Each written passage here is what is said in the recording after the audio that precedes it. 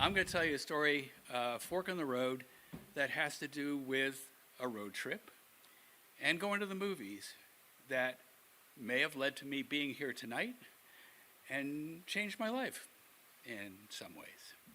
So if I go back to 1972, I was a senior in college in the fall of 72 and trying to decide, what am I going to do with my life?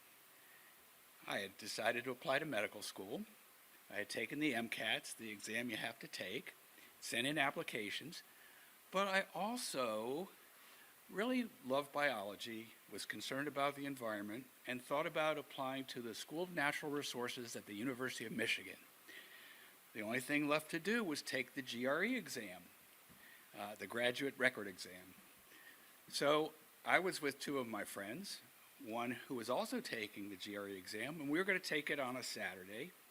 And on Friday, we decided that it would be a really good idea to kind of chill and do something we really liked. And I was living in Baltimore at the time, and we decided to take a road trip in my trusty 1964 Chevy Bel Air, which is kind of like a tank if you remember what those cars were, or even knew what those cars are like.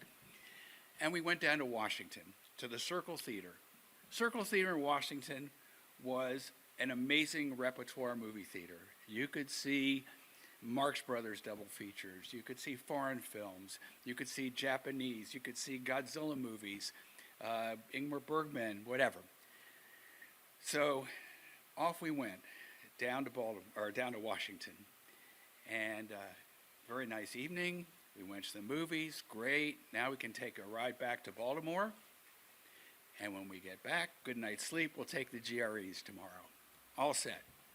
So we're leaving, we're driving down Connecticut Avenue, and we get into Maryland through Chevy Chase, and I think we're right about at East-West Highway, and all of a sudden, there's a loud clunk on my car. It stops dead in its tracks, dead. I'm on Connecticut Avenue, and I'm like, great, what do we do?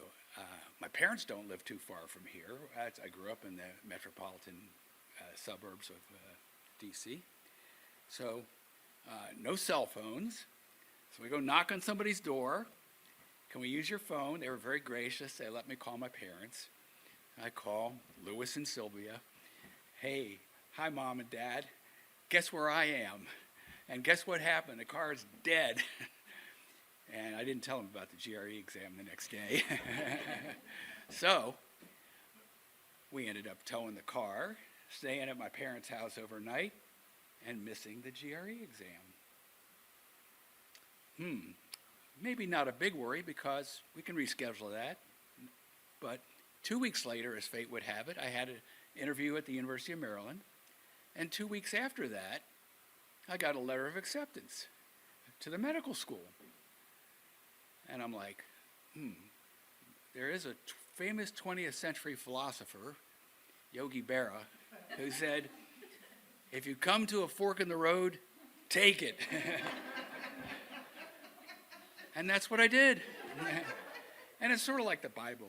You know, you go down a fork one way's closed, you go the other way, and there's decision after decision, little forks along the way.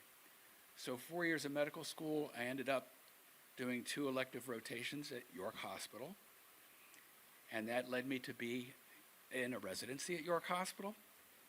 That, I had 2 upper-level residents that said to me, Ron, you need to ask that woman out on a date, a respiratory therapist. I asked her out on a date over one of my patients in the ICU. And we ended up in York from that point on. The 2 of us worked a grand total of probably 87 years for York Hospital.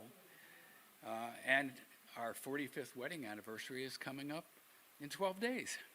So, okay, something that happened 54 years ago shut off one pathway and led to another.